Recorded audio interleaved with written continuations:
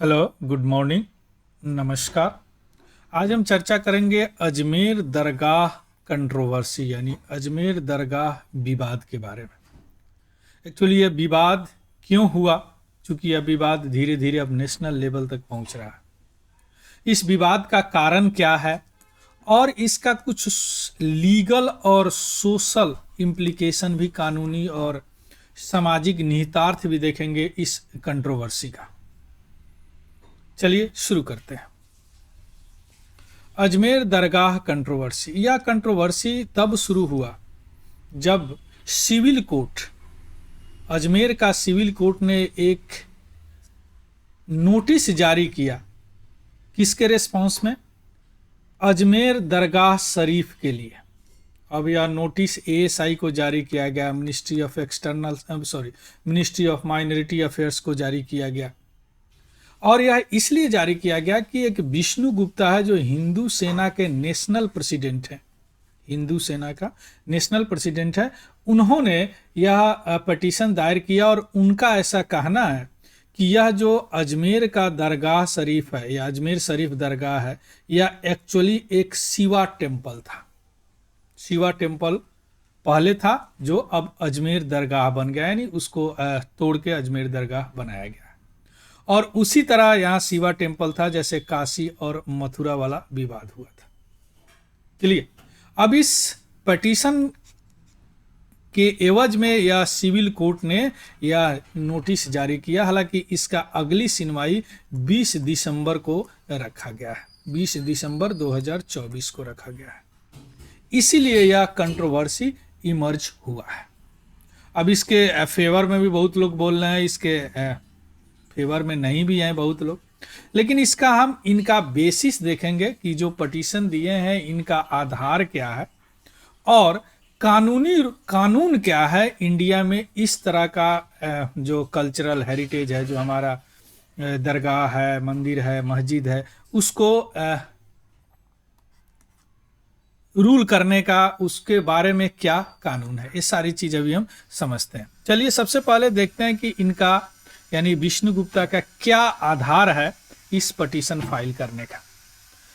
जो basis of this petition, उन्होंने claim किया है हिस्टोरिकल एविडेंस का, यानी ऐतिहासिक साक्ष्य को क्लेम किया है।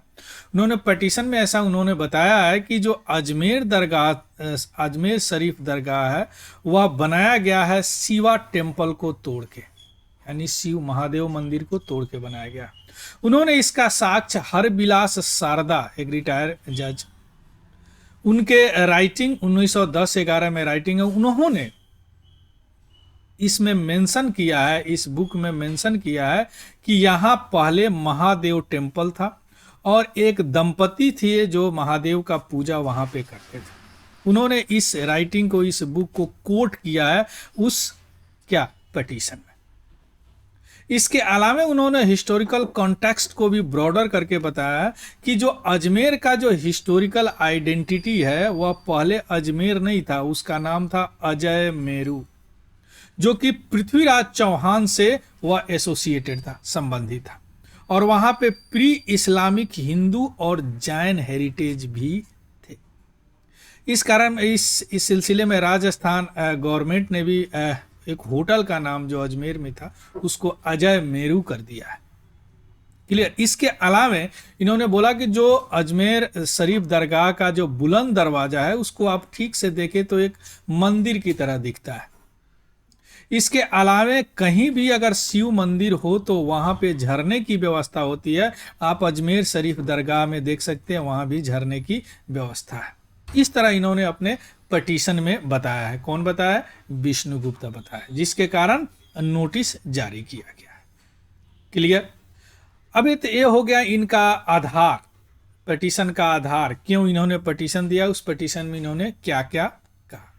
अब हम आते हैं इसका थोड़ा सा लीगल और सोसाइटल इम्प्लीकेशन, यानी कानूनी और सोसाइटल सामाजिक निहितार्थ देखते हैं।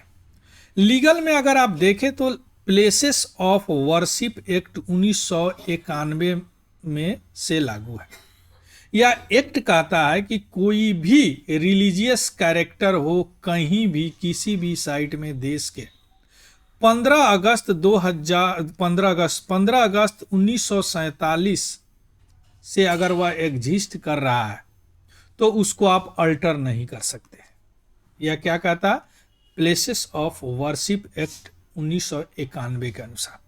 हालांकि इस एक्ट को 2019 में जो अयोध्या फैसला सुप्रीम कोर्ट ने सुनाया था उसमें इस एक्ट को वैलिड माना, अफेल्ड किया इस एक्ट को और बोला कि यह कम्युनल हार्मोनी के लिए बहुत इंपॉर्टेंट है यह एक्ट, यह है कानून। इसके अलावे दरगाह ख्वाजा साहब एक्ट 1955 में, इस एक्ट में इस दरगाह को मुस्लिम रिलीजियस साइट माना गया है।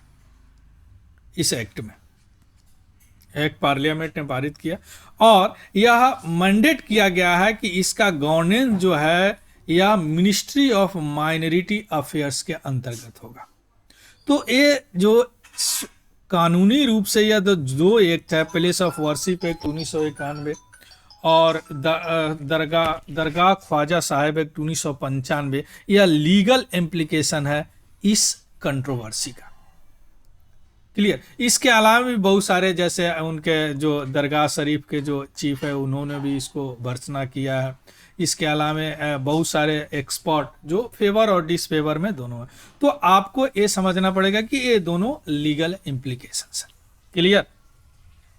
यह पीडीएफ हमारा टेलीग्राम चैनल है तिवारी जनरल स्टडी, वहाँ पे मैं डाल दूंगा, वहाँ से देख लीजिएगा, उसको भी ज्वाइन कर लीजिएगा। अगर यह इन्फॉर्मेटिव लगा हो, कुछ इससे सीखे हैं, चूंकि यह एजुकेशन पर्पस के लिए मैंने यह बताना चाहा कि यह कंट्रोवर्सी क्यों हुआ और इसका लीगल इम्प्लीकेशन क्या है। क्लियर? अगर कोई डाउट हो तो प्लीज़ कमेंट सेक्शन में ज़रूर बताइएगा। So thank you, have a good day and happy learning. Thank you very much.